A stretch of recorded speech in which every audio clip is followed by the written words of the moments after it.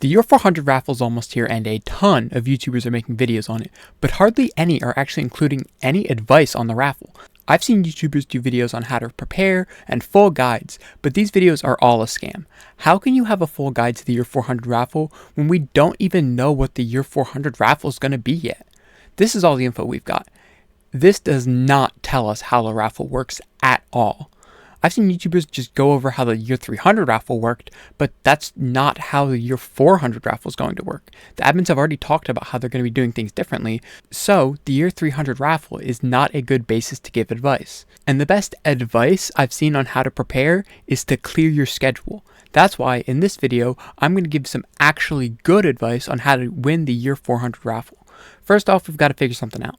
Here, the admins say that raffle tickets are now primarily earned by completing IRL time daily quests throughout Hypixel Skyblock. Now, does this mean that there are going to be no more hourly drawings, or does it mean that there's going to be a similar method to last year where you get tickets for AFK and more if you're actually playing for those hourly raffles, and then there'll be a separate daily raffles which are more focused on the quests which can give more tickets? See, this is why it's so hard to give good advice when we don't even know what's actually going to happen. But let's say there are going to be hourly drawings for prizes. Then we've got to optimize our chances of getting rare items. For example, let's take the prize pool from an hourly drawing of year 300. Let's say for this drawing there are 50,000 tickets entered. Because the number of players fluctuates throughout the day, there might be another hour where most players are just AFK, so there might only be 30,000 tickets entered.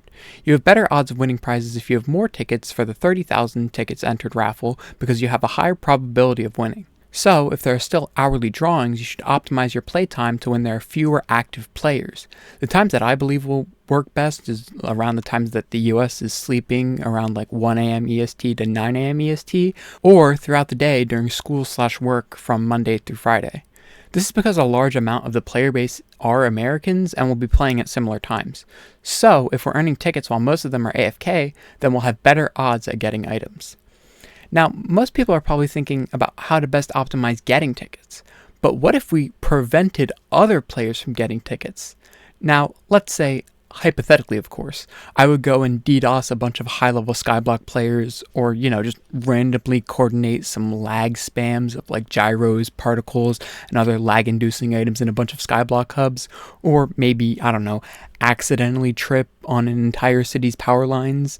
This would reduce the number of tickets that other players can get, hypothetically of course. But if your entire city just so happens to have lost power for this week, then that's pretty unlucky and totally unrelated to me or anything that I might have done. Also, we're going to want to maximize our own playtime, so we've got to develop a setup. Here's mine. I've moved my computer into my bathroom.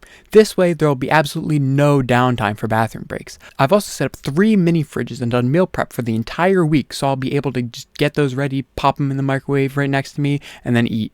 I also have a toaster in the bathtub, but don't worry, I'm an endgame Skyblock player. I'm not actually going to be taking a bath or shower. I'll also break a hole through my ceiling so I can get a skylight, because of course I'm going to need sunlight this week. I've also got a power generator just in case somebody else tries to steal my methods from before. I've also got a bunch of Red Bull and Monster energy drinks. My heart's going to be working overtime this next week, but as all gym bros know, your heart is a muscle, and train it until failure. I've also got to develop a new sleep schedule. Last year, you could get tickets from the raffle every 20 minutes. This will be no problem when I'm actively playing, but if I want to AFK and go to sleep, I could lose out on as much as 20 tickets. So, I've got a plan. I'll play for 5 minutes and set an alarm for 15 minutes. I'll go to sleep, and then when the alarm goes off, I'll wake up, get the next set of tickets, then go back to sleep for another 15 minutes. I'll keep doing this for about 8 hours so that I mathematically get at least 6 hours of sleep.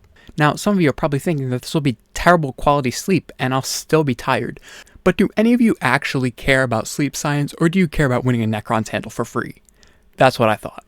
I'm also going to max out my co-op slots perk so that I can have 10 co-op members and get 9 alt accounts so that they can all be AFKing and earning me tickets. If you haven't already figured it out yet, this video is pretty much just entirely a joke. I mean, come on, just wait till the raffle event actually happens, figure out how it works, and then make a video on it.